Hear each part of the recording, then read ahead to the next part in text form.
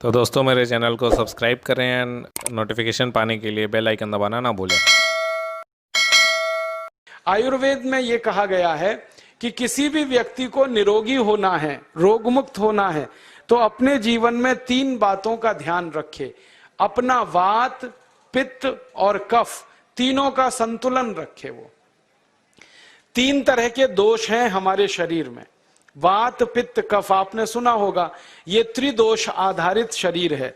जब वात बहुत बिगड़ जाता है तो 80 से ज्यादा रोग आते हैं। जब पित्त बहुत बिगड़ जाता है तो लगभग 46 से 50 रोग आते हैं, और जब कफ बिगड़ जाता है तो 28 रोग आते हैं, और वात, पित्त, कफ तीनों बिगड़ जाएं तो 148 रोग आते हैं। सर्दी, खांसी, जुकाम से लेकर और कैंसर तक जो आखिरी रोग माना जाता है, ये सब वात, पित्त, कफ के बिगड़ने का खेल है। तो इस देश के आयुर्वेद चिकित्सा के सबसे महान लोगों में से कुछ नाम आप जानते हैं, जैसे चरक ऋषि, जैसे सुश्रुत ऋषि। ऐसे एक ऋषि हुए बाघभट्ट। बाघभट्ट ऋषि ने एक पुस्तक लिखी है, उसका नाम है अष्टांग हृदयम, और एक पुस्तक लिखी है, उसका नाम है अष्टांग संग्रहम। इन दोनों पुस्तकों में उन्होंने 7000 नियम बताए हैं। उनमें से 4 बताता हूं, अच्छे लगे तो आज से ही पालन करो और दूसरों को भी बताओ, ताकि कोई भी इन नियमों का पालन करे तो बीमार ही ना पड़े। ये चारों नियम हैं वात, पित्त और कफ को संतुलित रखने के लिए। अब वात, पित्त, कफ तीनों एक साथ आपके संतुलित रहें तो उसके लिए पहला नियम है, खाना खाने के तुरंत बाद पानी नहीं पीना। ये पहला नियम है। आप बोलेंगे ये तो बड़ी मुश्किल बात है, खाना खाते ही पानी पीते हैं हम तो सबके सब, और बिना पानी पिए खाना ही नहीं खाते। कई लोग तो खाने से ज्यादा पानी पीते हैं, खाना कम खाते हैं, पानी ज्यादा पीते हैं। ये खाना खाने के बाद पानी कभी भी नहीं पीना, क्योंकि महर्षि बाघभट्ट कहते हैं भोजनांते विषम वारी, माने भोजन के अंत में पानी पियो तो जहर के पीने के जैसा है। इसलिए वो कहते हैं कभी भी खाने के तुरंत बाद पानी मत पियो। अब आप मुझे पूछोगे क्यों नहीं पिए, कारण बता दो। कारण मैं बताना चाहता हूं सरल भाषा में। हम जब खाना खाते हैं ना तो पेट में सारा खाना इकट्ठा होता है। पेट में एक स्थान होता है, उसको हम कहते हैं जठर। संस्कृत में, हिंदी में जठर कहते हैं, अंग्रेजी में उसको एपिगैस्ट्रियम कहते हैं, हिंदी में कुछ लोग उसको आमाशय भी कहते हैं। ये जठर छोटा सा स्थान है। आपके पेट में नाभि है ना, उसके लेफ्ट साइड में बाईं तरफ छोटा सा स्थान है। सारा खाना आपका इसी स्थान पर आता है। जो भी आप खाते हो, रोटी, चावल, दाल, सब्जी, दूध, दही, कुछ भी खाओ, सब कुछ जठर में आता है।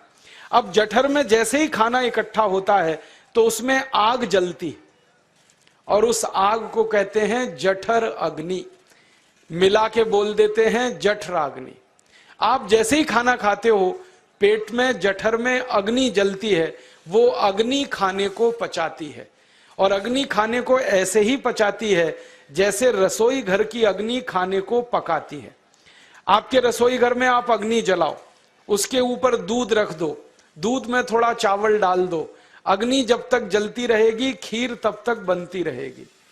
आप घर में अग्नि जलाओ, उसके ऊपर पानी रख दो, उसमें दाल डाल दो, दाल की पकने की क्रिया तब तक चलेगी जब तक अग्नि जलेगी। ऐसे ही पेट में होता है। जैसे ही आपने खाना खाया, पेट में अग्नि जलती है, और जब तक अग्नि जलती है तो खाने के पचने की क्रिया चलती है। जैसे रसोई घर में खाना पकाते हैं, वैसे ही पेट में भी खाना पकता है। इसी को हम पचने की क्रिया कहते हैं, अंग्रेजी में उसको डाइजेशन कह देते हैं। तो आपने खाना खाया, पेट में अग्नि जल गई, अब वो खाने को हजम करेगी, पचाएगी। अब मुझे एक प्रश्न का उत्तर दो आप, कि जैसे ही आपने खाना खाया, पेट में अग्नि जल गई और वो खाने को पचा रही है, तुरंत आपने गट गट गट गट पानी पी लिया, और खूब ठंडा पानी पी लिया, बर्फ मिलाया हुआ पानी पी लिया, फ्रिज का पानी पी लिया। क्या होने वाला है? अग्नि जलेगी कि बुझेगी? अग्नि के ऊपर पानी डालो तो अग्नि और पानी की दोस्ती नहीं है, दुश्मनी है।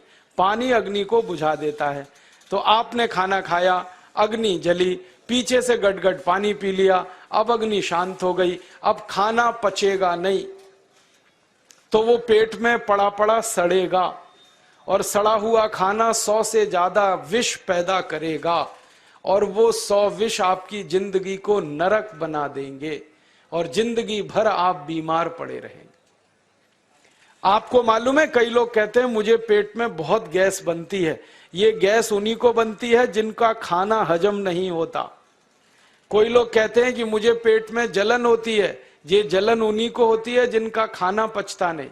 कोई कहते हैं कि मेरे पेट में एकदम गुम हो जाता है, फूल जाता है, ये सब वो लक्षण हैं जब खाना पचता नहीं।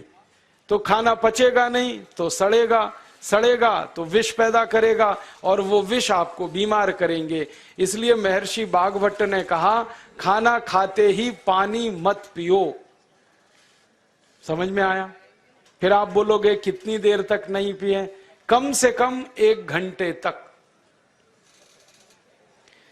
1 घंटे बाद पानी पियो। आप बोलोगे जी 1 घंटा क्यों? ये जो अग्नि जलने की क्रिया है ये लगभग 1 घंटे तक ही चलती है पेट में, उसके बाद अग्नि अपने आप शांत हो जाती है, उसके बाद पानी पी लो। तो खाना अगर 10 बजे खाया तो 11 बजे पानी पियो, 11 बजे खाया तो 12 बजे पियो, 12 बजे खाया तो 1 बजे पियो, 1 घंटे बाद पानी पियो।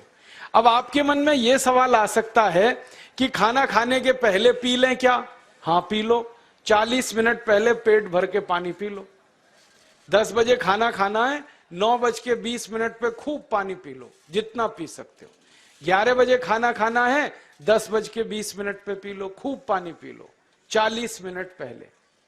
आप और एक सवाल पूछ सकते हो कि अच्छा ठीक है, खाने के बाद पानी तो नहीं पिएंगे, कुछ और पी सकते हैं क्या पानी को छोड़कर? तो उसके लिए भागवत जी कहते हैं कि खाने के तुरंत बाद अगर पीना है तो दही की लस्सी पियो, मट्ठा। खाने के बाद अगर तुरंत पीना है तो फलों का रस पियो, गन्ने का रस पी लो, संतरे का रस पी लो, मौसमी का रस पी लो, अनार का रस पी लो। अब आप कहोगे ये सब महंगी महंगी चीजें बता रहे हैं, गन्ने का रस, संतरे का रस, अनार का रस, पैसे तो है नहीं। तो सबसे सस्ता रस है नींबू का ही रस पी लो, शिकंजी बना के पी लो, वो तो सबसे सस्ता है। तो खाना खाने के बाद या तो दही की लस्सी पियो या रस पियो। और एक तीसरी चीज है, दूध पी सकते। तो खाने के तुरंत बाद पीना है तो दही की लस्सी या मट्ठा, खाने के तुरंत बाद पीना है तो कोई फल का रस, खाने के तुरंत बाद पीना है तो दूध। पानी 1 घंटे बाद पियो। और अगर एक बात ध्यान रखो तो अच्छा है कि सवेरे खाना खाते हैं जिसको हम ब्रेकफास्ट कहते हैं, नाश्ता, तो फलों का रस पीना अच्छा, दोपहर को खाना खाएं तो लस्सी और मट्ठा पीना अच्छा, और रात का खाना खाएं तो दूध पीना अच्छा। जो लोग इस नियम का पालन कर सकते हैं जिंदगी में कभी भी 80 रोग उनको नहीं हो सकते। वात पित्त कफ तीनों ही इस एक छोटे से नियम से संतुलित रहते हैं। तो ये पहला नियम मैंने आपसे कहा। तो दोस्तों मेरे चैनल को सब्सक्राइब करें एंड नोटिफिकेशन पाने के लिए बेल आइकन दबाना ना भूलें।